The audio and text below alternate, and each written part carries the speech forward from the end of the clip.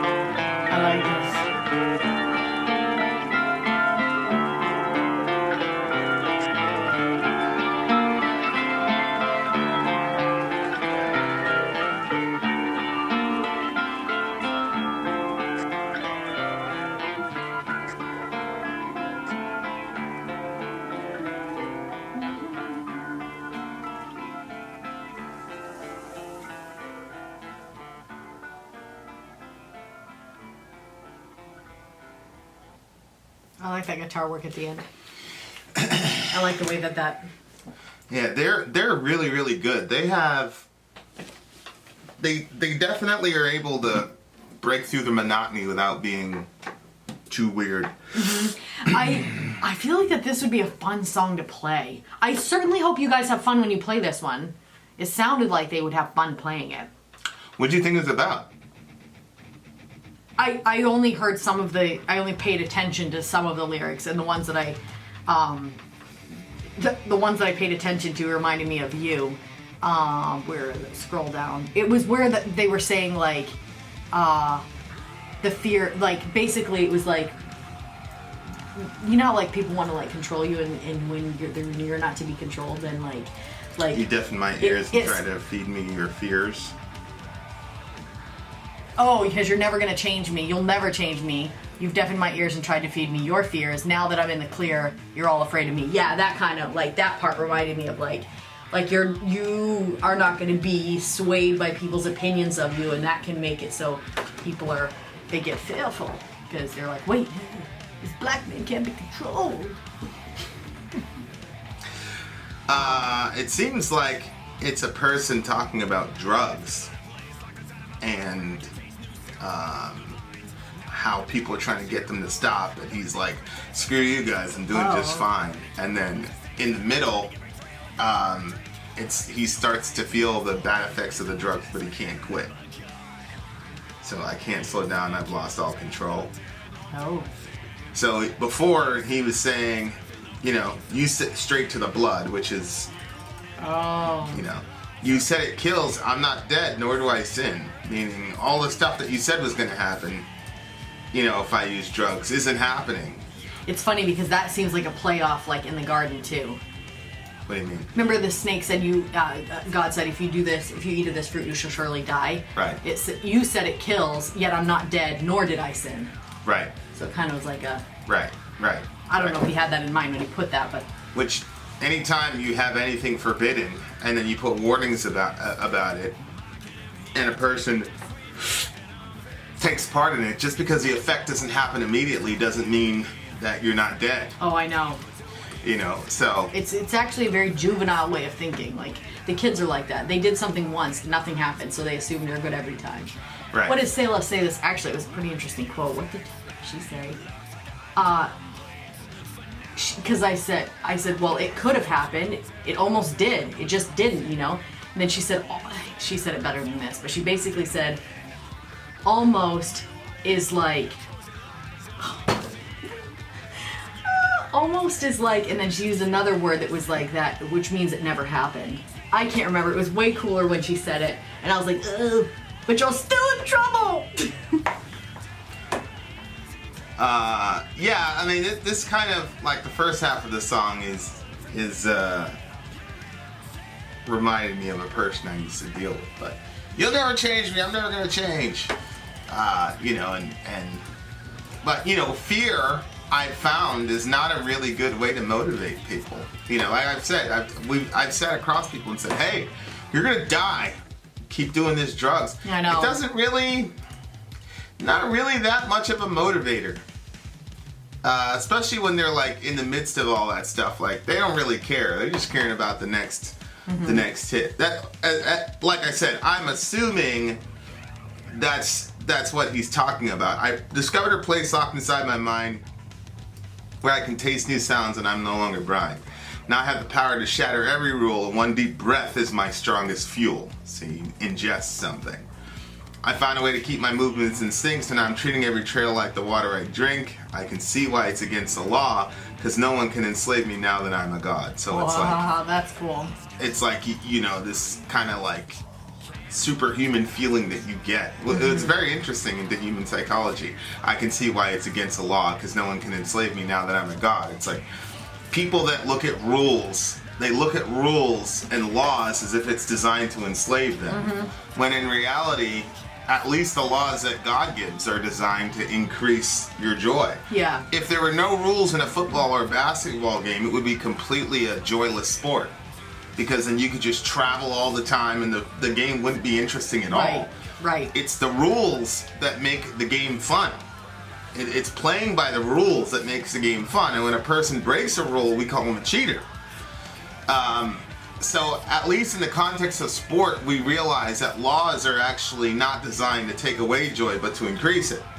But then when it comes to like our lives, a lot of people misconstrue the idea that, and again, I'm speaking from a Christian perspective, that James calls it the law of liberty. Meaning there's a certain freedom that you get from following God's law. But I also understand the idea that, when you're young and you're a teenager, you think that your parents are creating all these rules to make you a slave, and you found some secret thing, and now I'm a god, haha. Like you're on your Thanos tip, but then, it flips on you.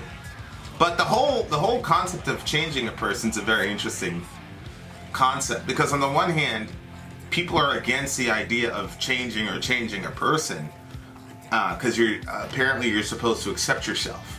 But I never understood that type of logic, because at the same time everybody goes, well, nobody's perfect, I'm not perfect. Well, then if you're not perfect, then something needs to change. It doesn't mean that you as a whole suck as a human being. It just means there's certain aspects of your personality that you need to grow in and get better at and change. And so I think our culture has to pretty much figure out, is it be who you are completely 100% of the time? Or is it there's a certain standard of what a good person is, and we all need to constantly work to attain to get to that level? I just think that, be who you are means like your personality, your quirkiness and stuff like that. Like you shouldn't change that. Like if there's certain things that you enjoy doing, you shouldn't fake that you enjoy other things just so somebody will like you or so you'll fit in. But then I think that the parts that you have to change are like the parts where you're harming yourself or you're harming somebody else. Like if your personality trait is harmful to other people, then that's where harmful to yourself. That's where some change has to take place. What does a person do that's harmful that's not an extension of their personality? I don't understand that. Let's say how can you separate the harm they cause from their person? No, because I'm saying like let's say when you get frustrated, you immediately want to smack somebody in the face. Yeah, that's part of their personality. That's something that needs to change, because it's negative it's like destructive to other people, or if it's destructive to yourself. If How's somebody that different says, from what I said? It might be the same thing. Oh, okay. I mean, there's certain elements of Trump's personality that should change. Well, yeah. But then there's some things about his personality that people don't like, but it comes off in good ways, like Trump is the type of person where it seems like if he wants to do something, he's gonna do it, and he doesn't care like who thinks what about him. If he's gonna say something or whatever, like he seems very Remember that one time he was gonna they asked him if there was one thing that he could change or apologize for or something, and he basically, remember that whole thing? He put it on somebody else.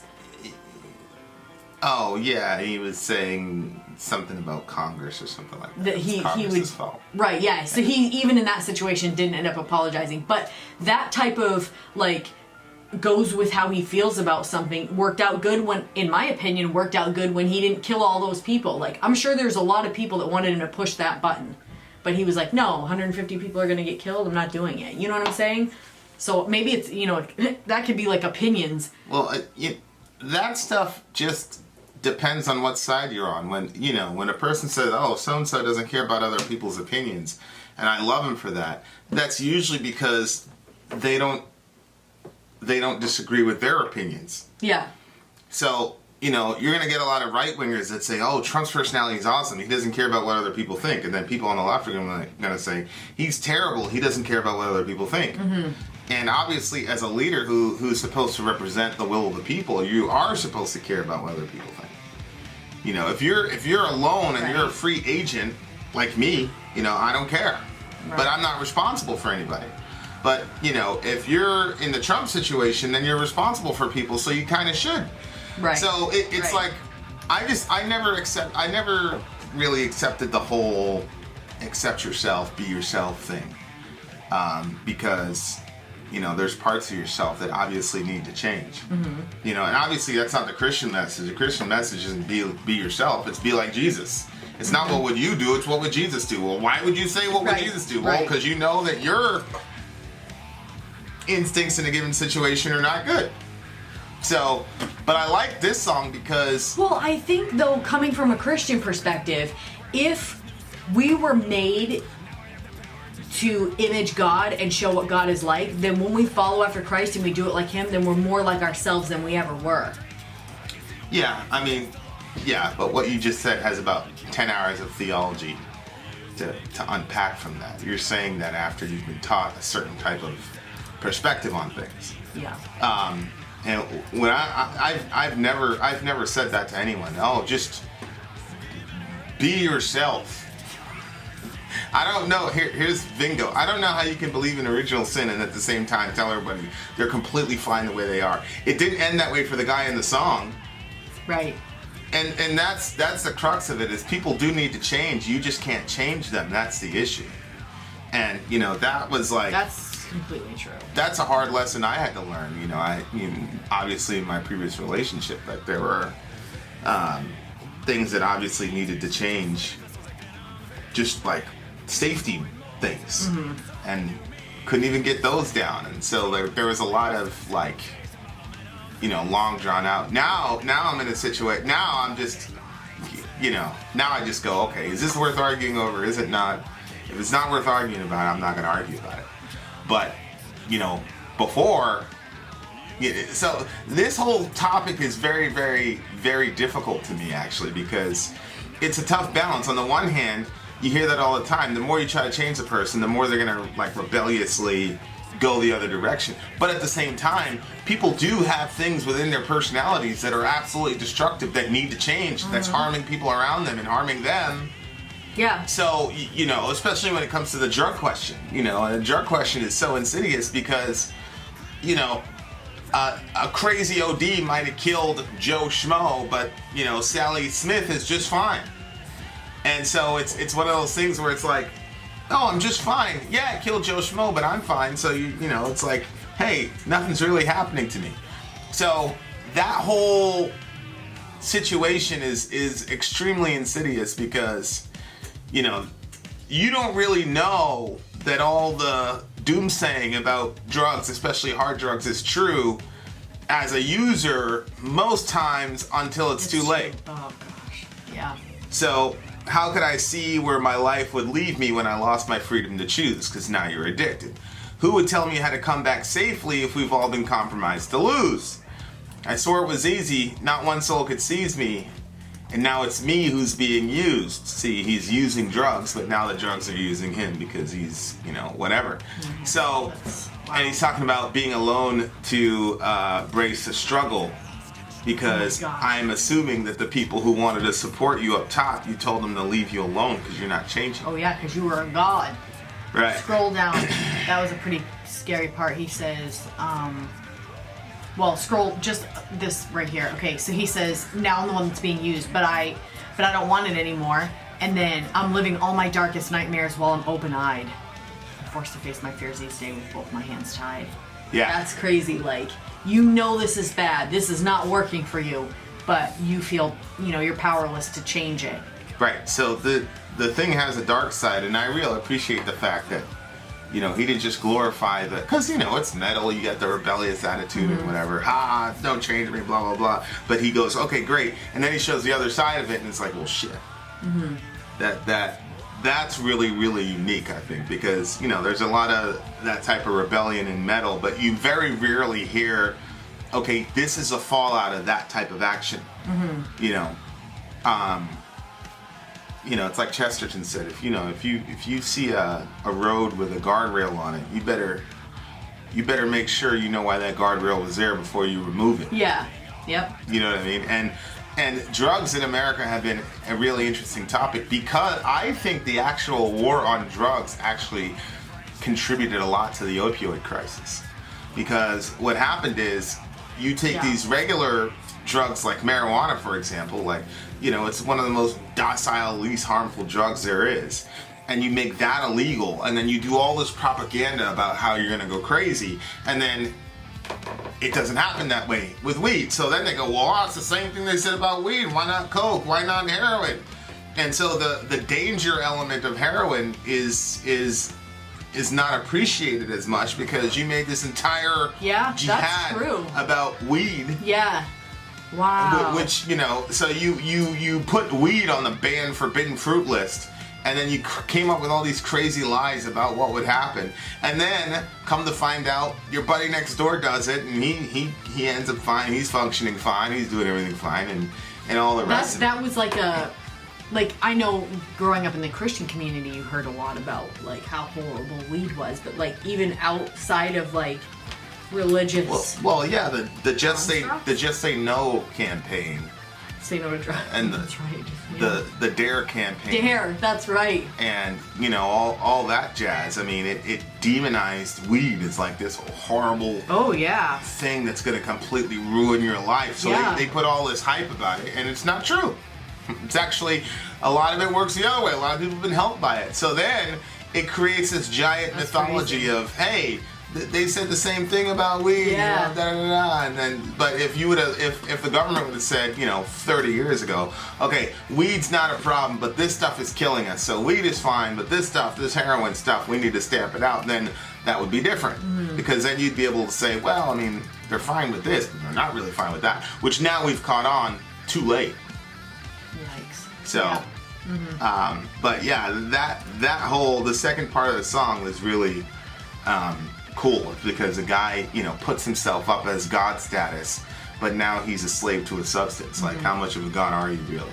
But this is, you know, obviously from our worldview, this is what happens. Like, if you won't worship the true God, you will worship something. Right. And, you know, the easiest way to look at it is whatever occupies most of your time and your capital, whatever you spend the most money on, and whatever your mind is consumed with is your God.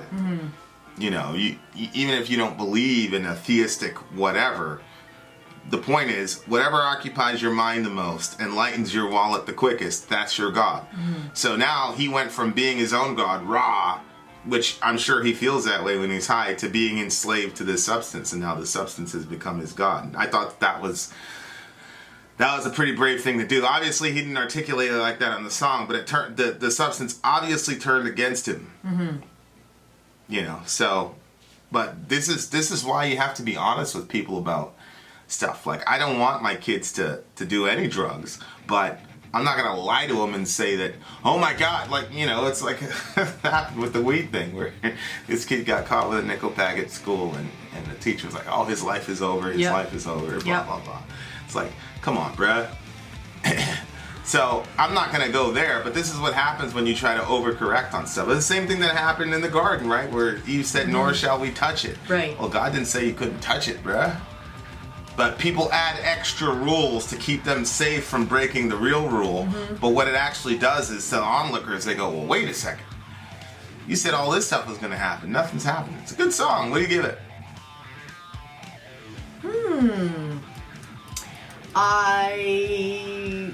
I was not a fan of the drum solo, actually, so that kind of like brought it down a little bit. The guitar work at the ending I loved. Vocally, I enjoyed the vocals. 8.3 or 8.9, somewhere in there. Where are you? It's a 9.4 for me. Woo. Okay, so I thought 8.9. Sonically it was good. The journey lyrically to me was pretty significant. The transition, I thought that was really, really, really smart. So yeah, so it's a 9.3 for me. What do you got? 8.9. Vin out. Sori out. Gone.